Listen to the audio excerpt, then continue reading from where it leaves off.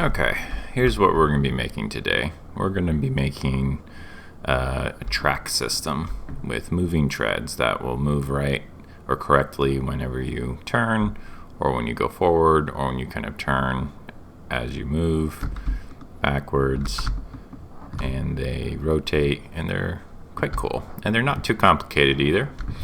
And then we're going to make the tank also be able to kind of drive up things like this. And that's what we're going to do. It's going to be a bit of a haphazard video. We're just going to be working through it. It'll probably take about an hour. But if you are familiar with the Spline escalator tutorial, which is actually right here, that's what we're kind of going to be building on, but I'm going to be doing everything from scratch. So don't worry about it too much. We're going to make a base, so this is going to be tracked tutorial. I'll add BP in front. Okay. BP track tutorial, and let's just do a sanity check here. So we have our tank. We're just going to insert that guy into the default pawn. There we go. Can't move, can't do anything because we have no controls. Excellent. Okay. The first thing we're going to start is just getting a character working. I'll show my inputs here. So the ones that are relevant to us is move forward.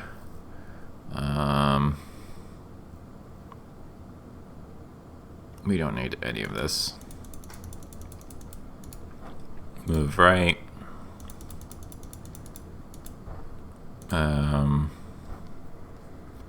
Don't think we need turn right. It's all controllers.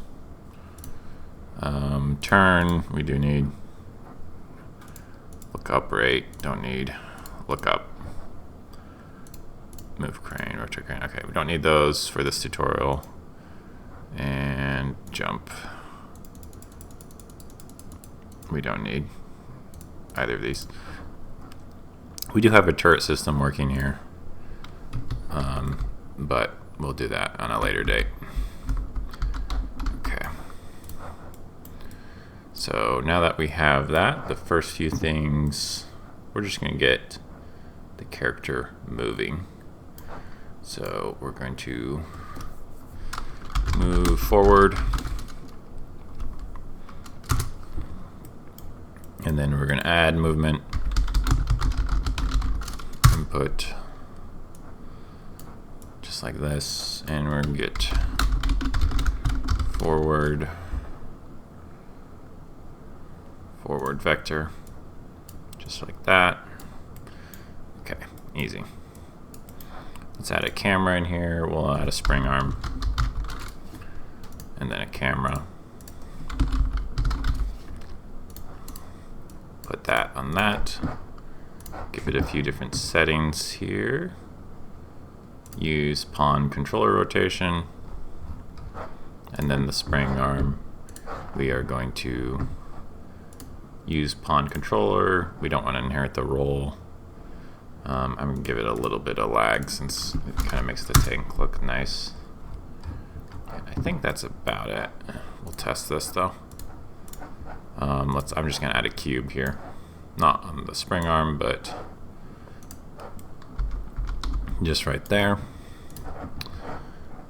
What's the length we have here? We'll make this a bit longer. Okay. Very good. And then I'm going to add in some axis turn. Turn. I think it's just turn, yeah. Look up. There we go. And then to do this,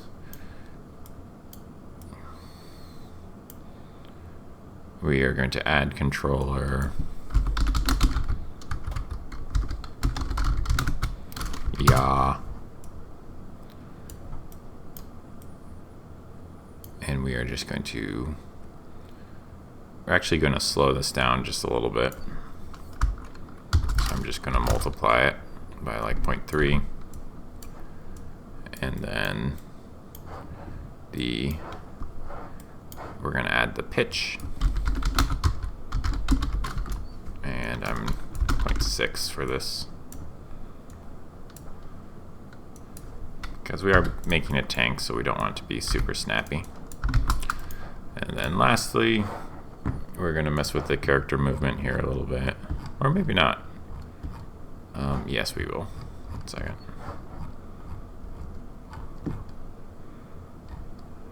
Let's see how this moves to start. Okay, I'm just looking at the other example. So here we go. We got the camera. We can kind of pan up and down. We can turn, and we can go. So this is just standard movement. Okay, the next thing we're going to do, we're going to make it a bit more tank-like, and we are going to get it to rotate, and then we're going to get the treads working right after that. Okay, this is a bit sluggish to me. I'm going to speed this up a little more, maybe 6. Okay. Alright, so now that we got this working, we got turn, movement. Tanks can't go side to side, at least not our tank. So let's jump into the viewport here. Left or right view, and we're just going to scale this guy out. We're going to make it a bit more tank-like, and we're going to make this capsule a bit chunkier, and just double check, give this a bit more width. And then for our deep creative insight, we are going to do, we're just going to duplicate this cube and then push it out just a little bit like that to define a forward. We might scale this down a little more. We don't want it that long. Let's make it somewhat chunky. Okay.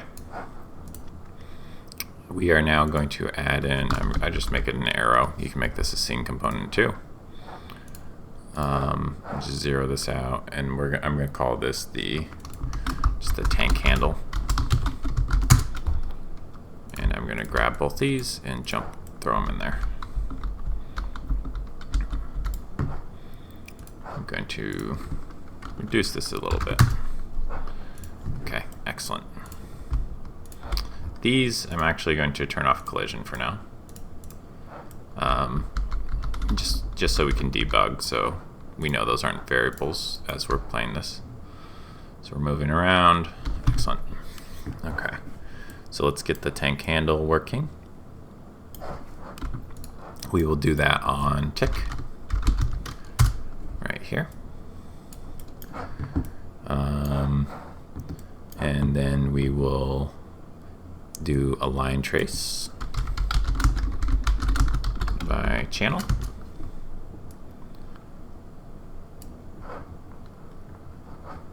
And I'm just going to get this mesh location, get location, the world location, that will be the start location, and then we'll do the get up vector, and then we actually want the down vector, and we want this to go, so we will do like -100. Should be good since this isn't, okay, yeah, that's only 88, so that should hit the ground. But we don't just plug that right in, we add that to this, since we want this to be this plus this, which gives us our endpoint. And then we can go ahead and hold down B, put in a branch here. We're going to break this. And the main thing we're doing all this for is we want the normal. right there. Make rot from ZX. And then we can just get the forward vector again. You could probably get the actor forward vector too. I'm just doing it with this mesh. Doesn't matter too much. And then we're gonna grab the tank handle, get world rotation, and then we're gonna R interp, and plug this in right here. And then we'll get some delta time, delta seconds, and we'll set this to 9. Seems to work pretty well. And then the last thing, we'll just grab this tank handle and set world rotation, just like that. And make sure to plug this in to true. And that should be good. See if this compiles, see if this plays.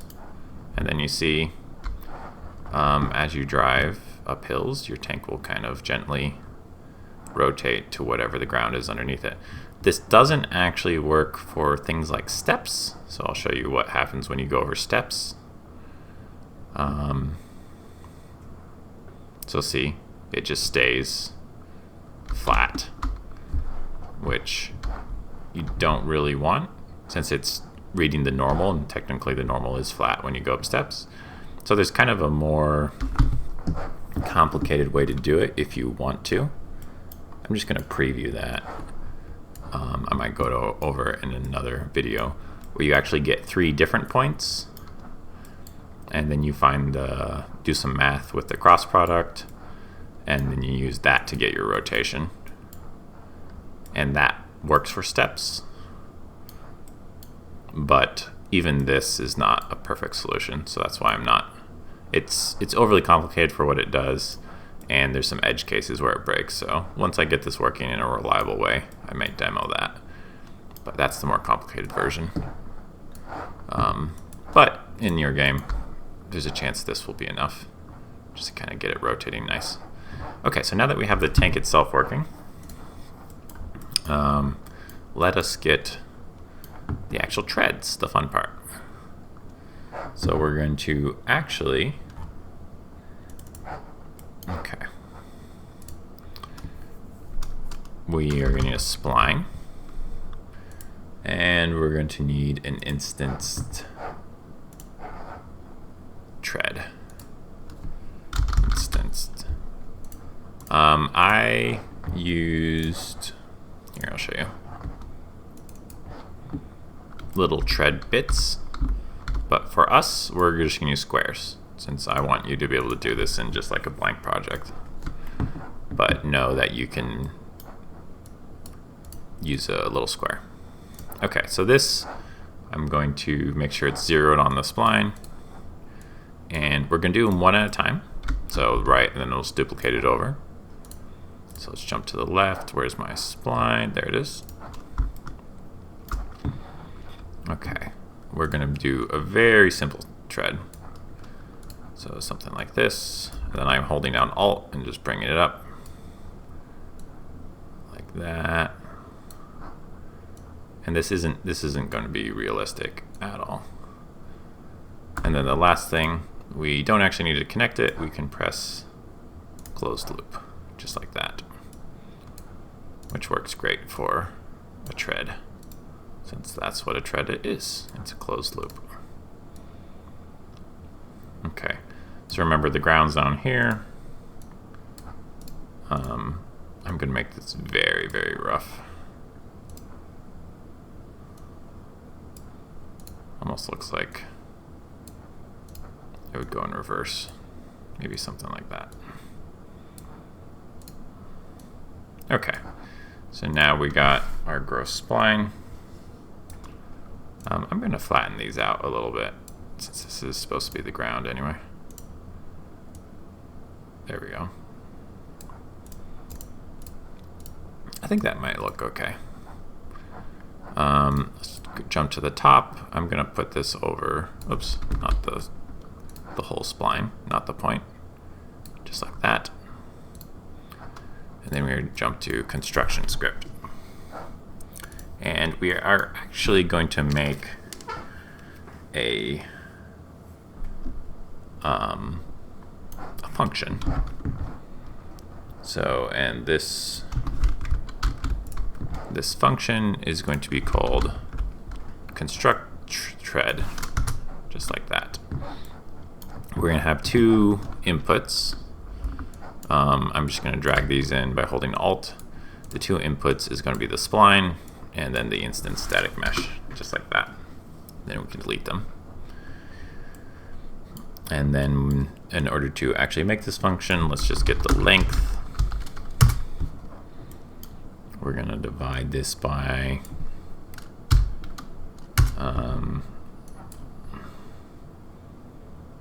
yeah, we'll make a variable here. Step offset. So we made a variable for that. And we'll need to figure out what we want that to be. I'm just going to make it 1 for now. And then we'll floor this, basically just rounding down. And then for loop, not to each, for loop. There we go, normal for loop. And then this will be the last index right there. We are going to, let's see here.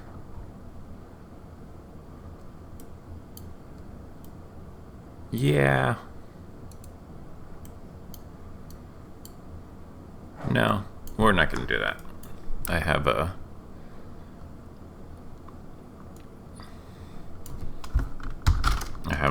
function within a function here, but I don't think it's important. We're going to do this. We're just going to put it all. Get location at distance along spline in local space, and then the last one is here. Get rotation distance along spline, the first one there, and then this goes in here as well, both local space, I think. I will double check that though. Yes, and then we're just going to make a transform here. And we're actually going to need to scale this a little bit. So what I think I'm going to do is I'm going to do this, and then I'm going to look up scale right there.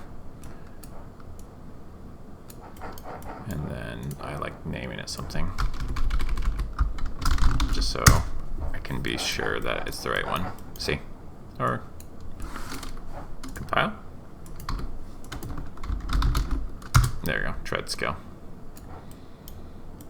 And then we are going to get this and add an instance. It wants a transform, which we can give it just like that. And then make sure to connect this to the for body. And that will be it. This will be messy as hell as soon as we run it, but let's run it. So we'll drag in our function, get our spline, get our instance, scale. We're going to set this to just 1, 1, 1 by default. That's not going to be the right value though. So let's compile this, see what we get. Anything? Nothing, because we didn't actually add a static mesh here.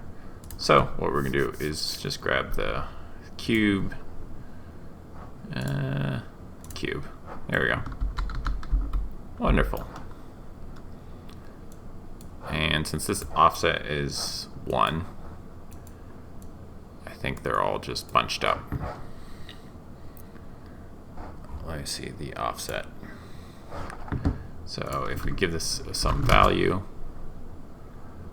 I think this is actually not working right.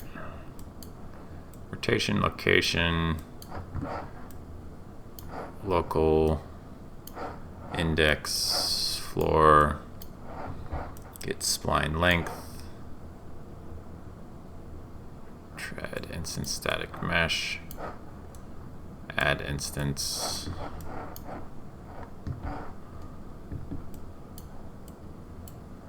Okay, let's scale this down a little bit. So let's put like 0.1. This is an easier way to do this that I'm going to show you in just a second. Okay, so that's super small. It's not actually getting distributed along the spline though, which it might make sense. Step offset, multiply distance along spline.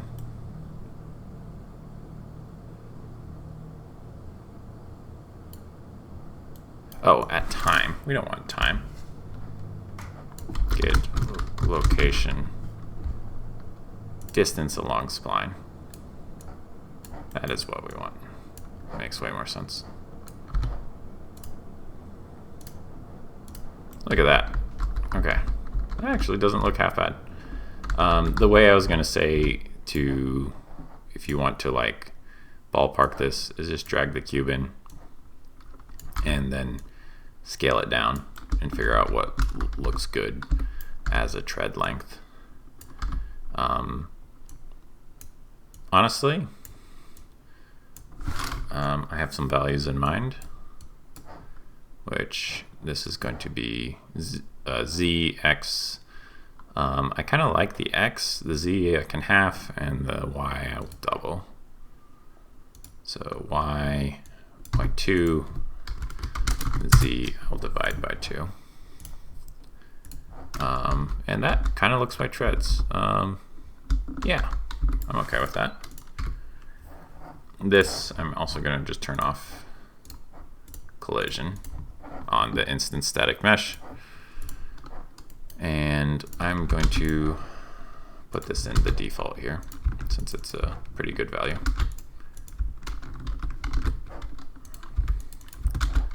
Okay, very nice. So we have a tread. Let's just see what this looks like in game.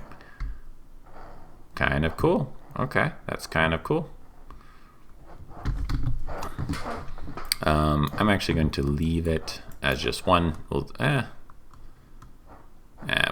duplicate it. Which way is forward? I've confused myself. Okay, that way is forward, so this is the left side. So I'll call this tread spline underscore L instance static tread.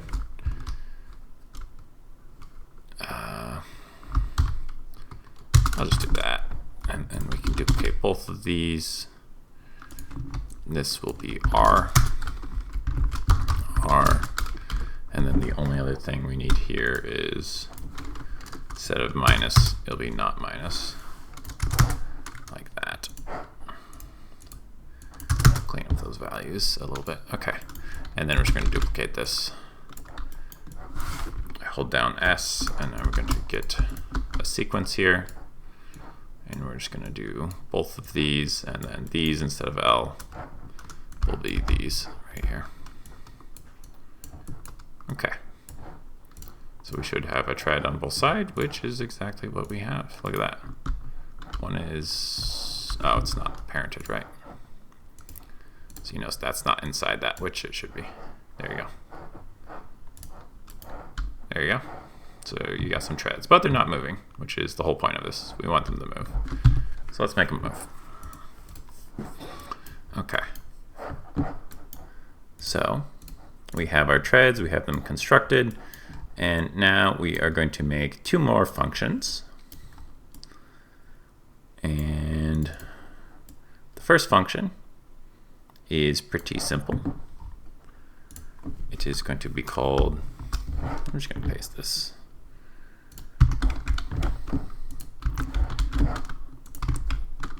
Calculate tread offset is going to be the name of that. And we're going to have a return function, and you might guess it. It's going to say offset. Look at that. Okay. And then we're going to select, since we actually want some functionality here. I'm just going to grab these just to get the floats, and then that will hook into this. So, and this variable is going to be the pan amount.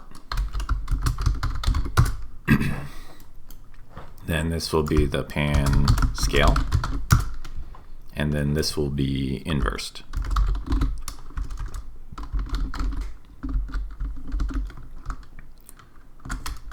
Question mark.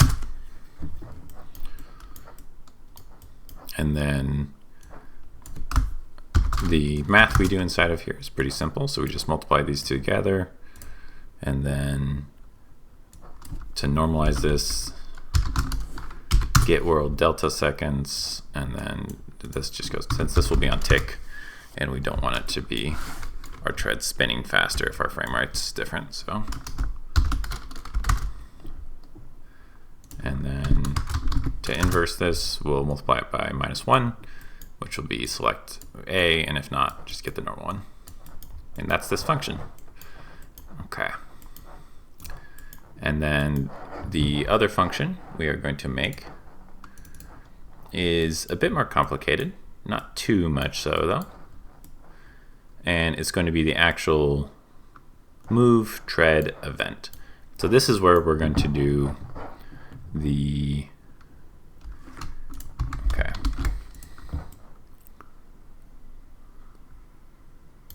This is where we're going to do basically what we did in the escalator.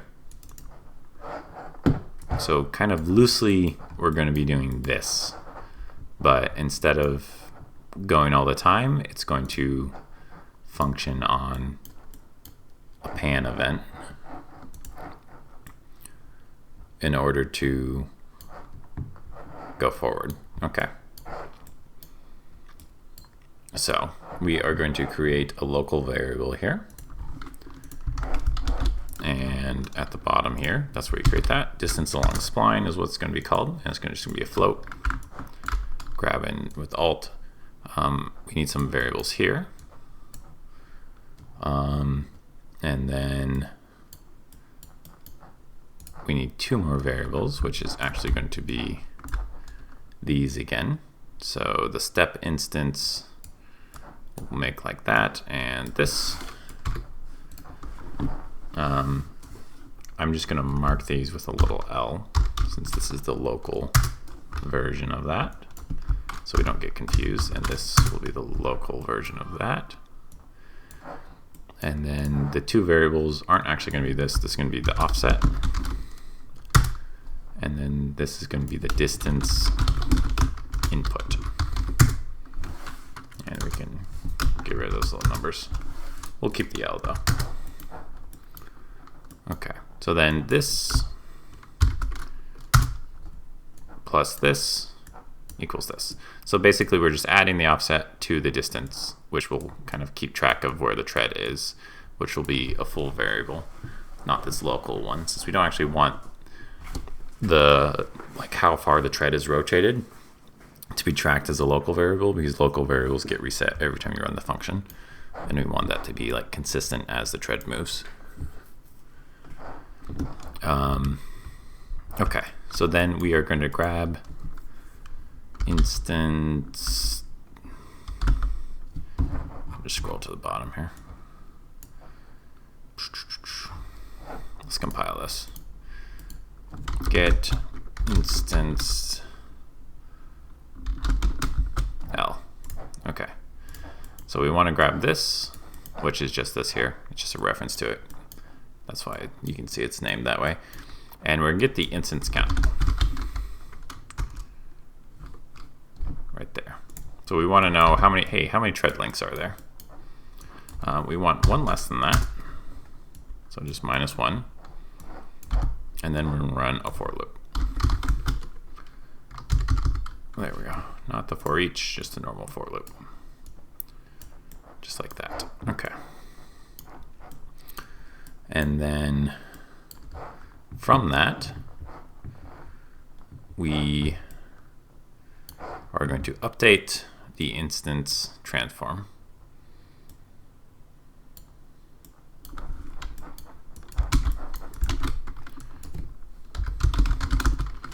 Instance transform. So just like that. But we need a transform for this. This you can just put the index right here. Like that. Okay. Now we need to calculate how to transform it though. So if you remember from the escalator tutorial, we grab this and we're going to multiply. We multiply that by a float actually. And we're going to grab our step offset. We're going to grab our local variable here. And we're just going to add these together. Float plus float. And then we are going to get the spline. Okay, spline. Tread spline. And we're just going to get the length.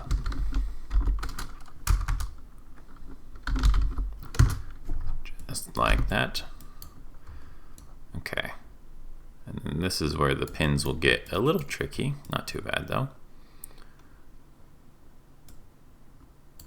I'm going to jump here real quick. I'm going to grab this and this.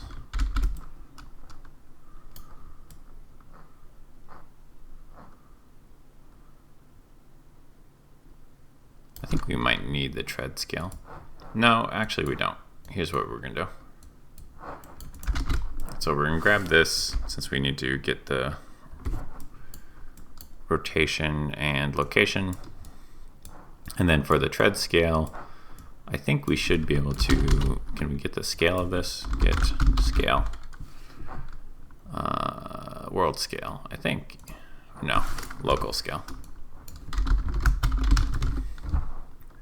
Relative scale 3D, since all this is local. And we're just gonna pop that right back in there, since we don't want the scale to change actually.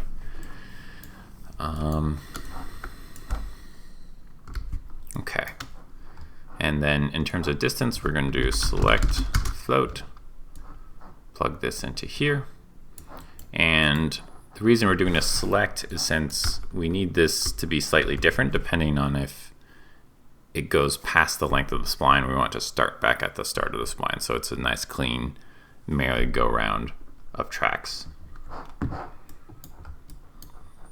So we're going to float minus float. This goes into A, and then this non-1 goes into B. I'll use pins to kind of clean this up. And then to determine which one to actually select, we'll just see, hey, is this main value? Is it greater than the length of the spline? And if it is, use the subtract one. If not, just use the normal value.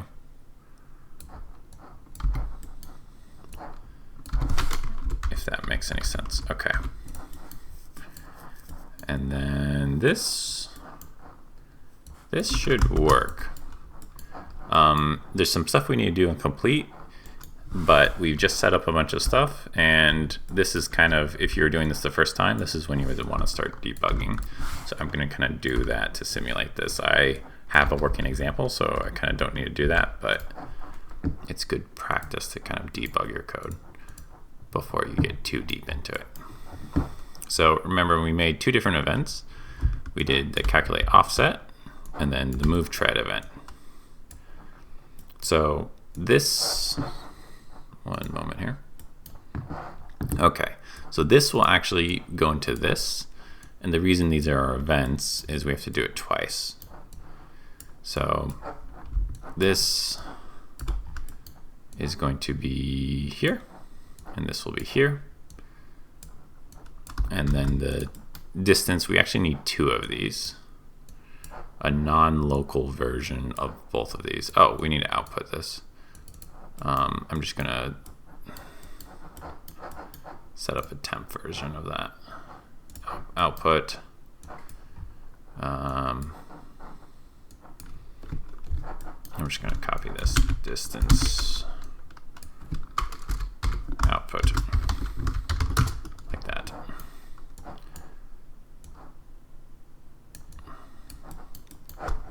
And this just goes here. There's some more stuff we're going to need to do here, but we should get to testing. Okay, output. So now this is going to be distance along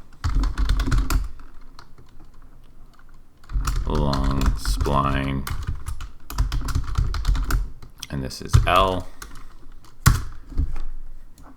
And this we will feed into there. No. I'm sorry.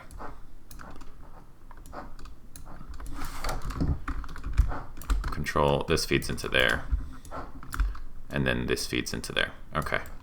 So this will be like where the track is rotated at for this particular track, which is L, which is why it needs to be a master variable. We are going to give this some scale. I'm just going to throw 2 in here to see what it does.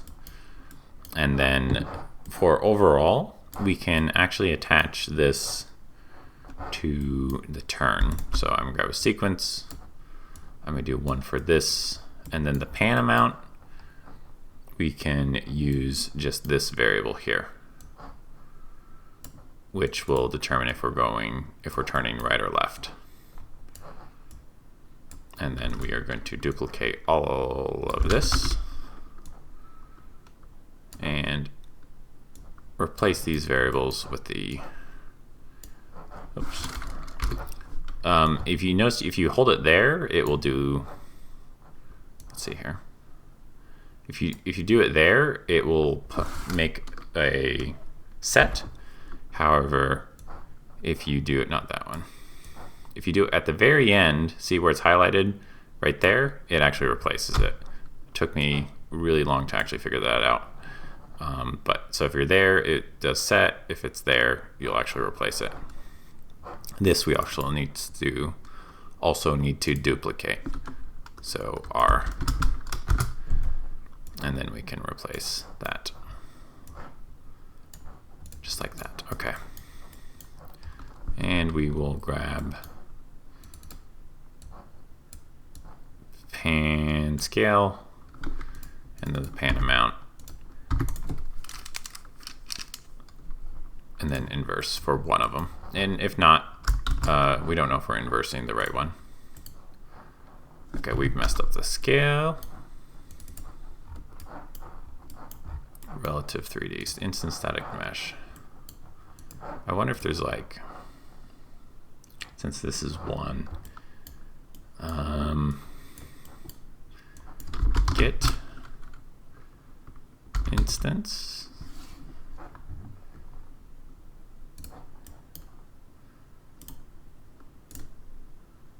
Like this, maybe?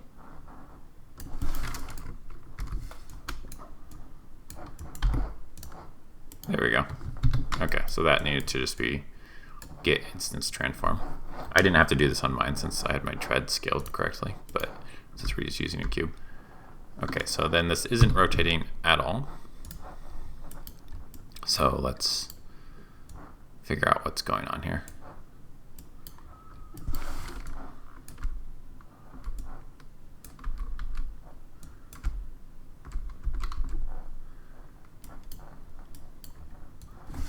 Okay, we got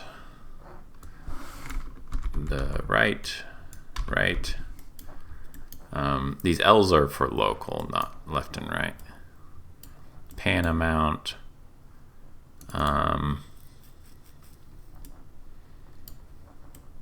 Calculate pan amount.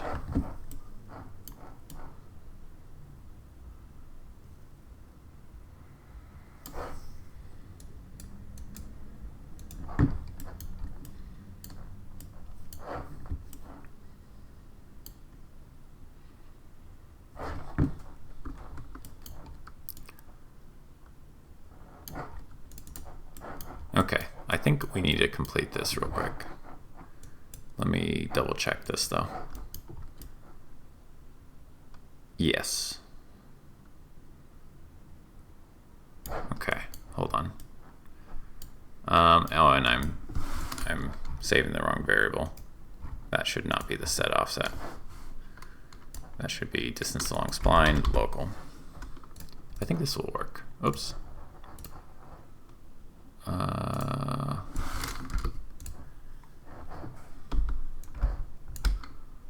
Why does that not like me? Okay, it just was confused for a minute. Okay, that's still not working. Okay.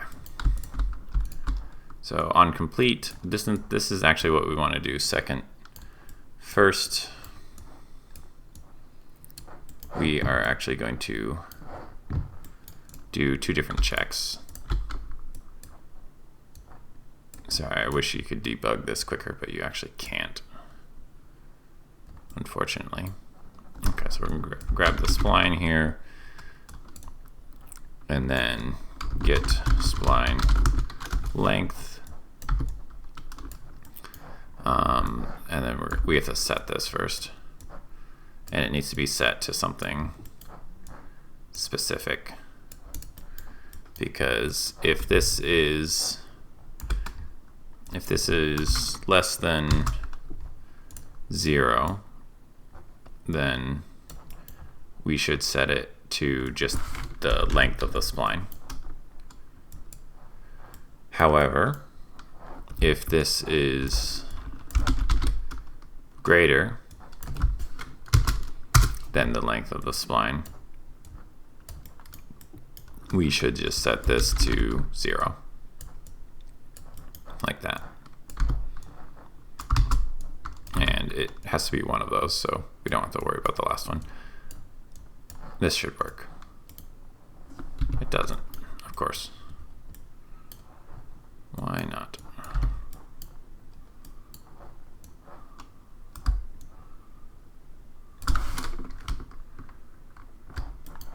Okay, let's just do a quick sanity check. We're going to go into debugging.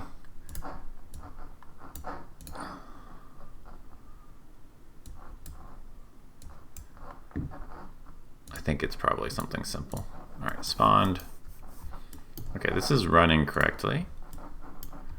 It is going into... Why is it only doing 1?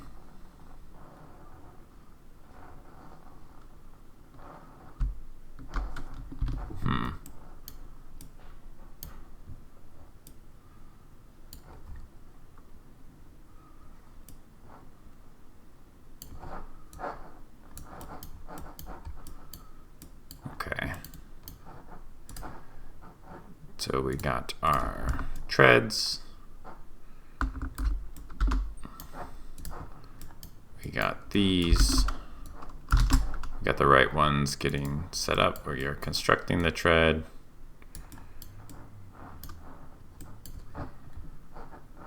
We are calculating the offset.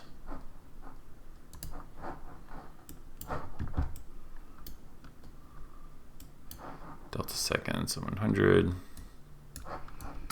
Okay. And then tread move event.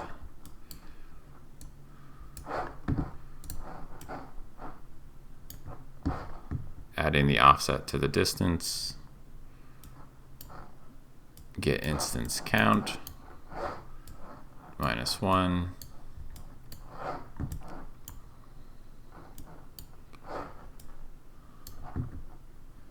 Greater or less than output.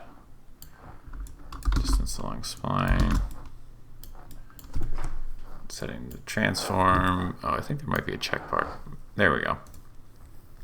Mark render state dirty. That's what we were missing, I think. Yeah, there we go. My brain is telling me this is wrong, so I think we need to flip these. See if that's correct. I think that is right.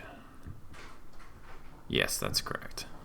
Treads are a little confusing since it's the inverse direction of what you the actual direction you're going. So now it works when we turn, but it doesn't work when we go forward. But that's easy since we already have the function set up. So you can imagine what we'll do for this. We'll actually just duplicate all of this. Just like this. However, we don't inverse these. And then we just get to hook these up to, oh, not the pitch. Hook it up to axis value here. So no inverse, and it'll just be like this. Actually, I think we might need to inverse both of them. That probably has to do with the way we set up our spline, the direction. If we had done it in the opposite direction, then we wouldn't need to inverse that, but that's fine. So that's going forward. It's a bit quick. I'm going to slow these down. So maybe 1 and 1.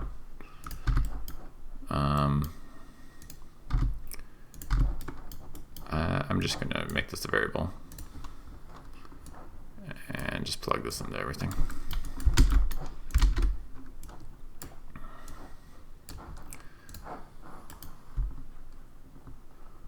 That's a bit slow. I'm gonna be like 1.6. You probably could calculate the pan amount based on like the distance traveled and stuff, but eyeballing it, you can get it pretty close. I'm going to promote this to a variable as well, because I want the y to be like 4.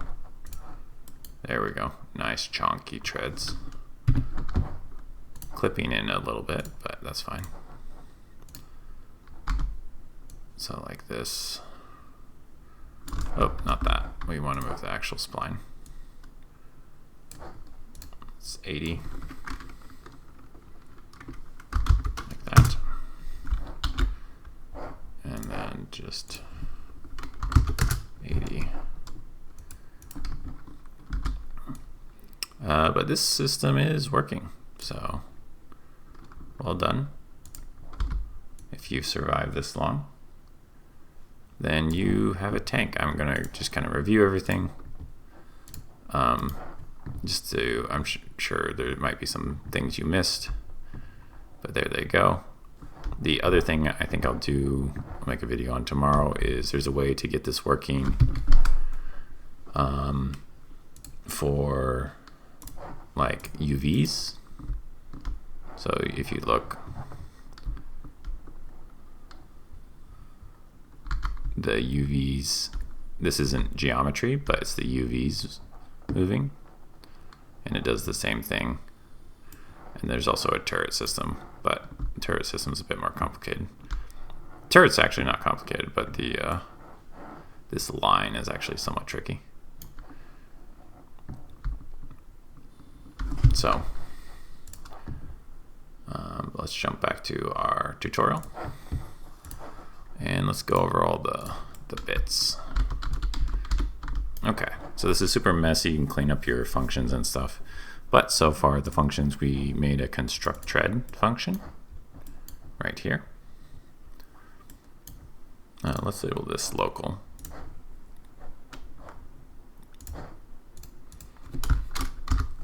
Just because we have a full, we have a calculate offset, which we multiply by delta seconds and check if it's inversed. We have a move tread event, which is probably our most complicated event here, but it's basically the elevator function, but it keeps adding based on the offset here. But it's the same for loop type, moving the thing along the spline, and then you can add the instance transform to make sure to mark render state dirty. That's an important thing here. And then in the complete, we just want to update the distance along spline to whatever it should be, either the spline length or 0, if either of those are true. If not, yeah, just output it basically directly of whatever this will be. And then we just output that right here, which we want to do last. These two, set offset is something that can be set, and we can do tread scale, and even the pan amount are all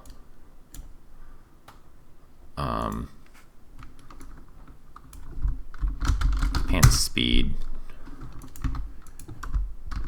It'd be like tread pan speed, tread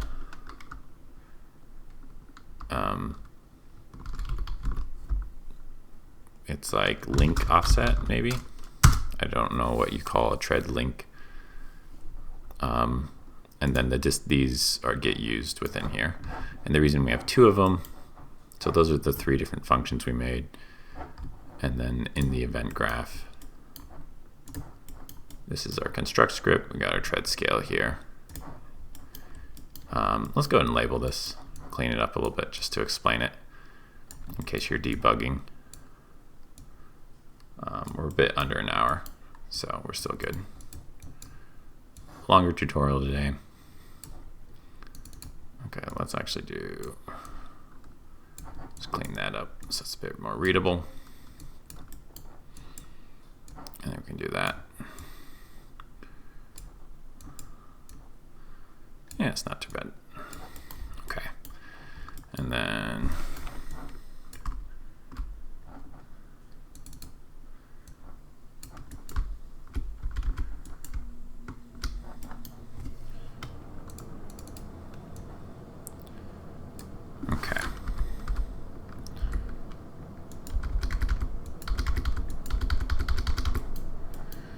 okay, so this is turn,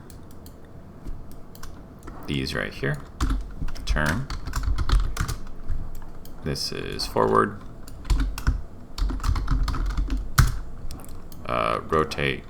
rotate to normal.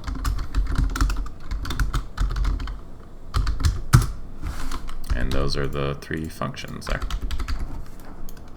This is the rotate to normal. It's just you're doing a line trace down. Make sure to ignore self. That's on by default. Grab the hit results. Make your rotation from the forward vector and the normal. The normal you make Z. And then you just kind of reinterpret that to set the world rotation for the tank handle, which all the actual tank bits are under.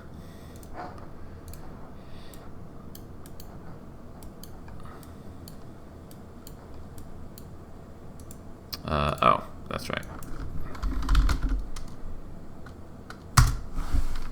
Since we renamed that, it gets mad at us.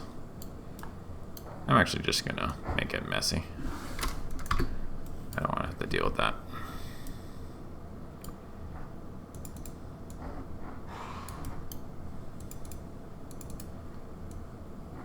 And that's the disadvantage of grabbing those, is it doesn't like renames. But it can be handy. Okay.